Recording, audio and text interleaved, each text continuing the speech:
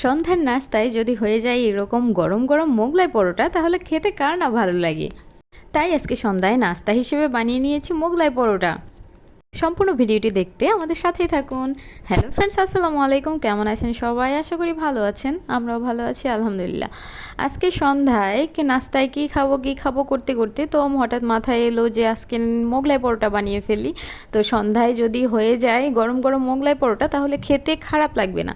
তো যেই ভাবা সেই কাজ। মোগলাই পরোটা বানানোর জন্য আমি নিয়ে নিয়েছি ময়দা, সাথে দিয়ে দিয়েছি খানিকটা চিনি, লবণ এবং সয়াবিন তেল দিয়ে এখন ভালোভাবে শুকনো উপকরণগুলো মিক্স করে নেব। ভালোভাবে হাতে মিক্স করে নিতে হবে যেন কোনোভাবে দলা পাকিয়ে না থাকে। তারপর অল্প অল্প করে পানি দিয়ে এই তো আমি মোগলাই পরোটার ডোটা বানিয়ে নিয়েছি। এটা কিছুক্ষণ আমি রেখে দিয়েছি। তারপর পেঁয়াজ কাঁচামরিচ একটু বেশি বেশি করে কেটে তারপর ডিম দিয়ে সেগুলোকে ফেটিয়ে নিব মোগলাই পরোটার ভিতরে দেওয়ার জন্য।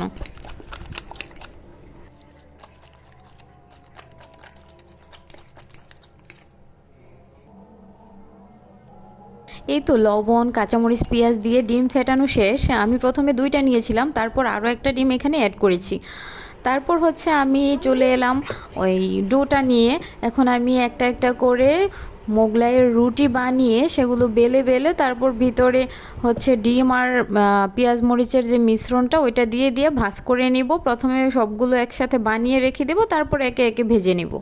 তো ভিডিওটি দেখতে সাথেই থাকুন। আর যারা যারা ফেসবুক থেকে আমার ভিডিওটি দেখছেন তারা আমার পেজটিতে একটা ফলো দিয়ে দিবেন। আর যারা ইউটিউব থেকে আমার ভিডিওটি দেখছেন তারা আমার চ্যানেলটি সাবস্ক্রাইব করে দিবেন, লাইক করবেন, কমেন্ট করবেন, শেয়ার করবেন। আর যারা অলরেডি কাজটি করে ফেলেছেন তাদেরকে অসংখ্য ধন্যবাদ।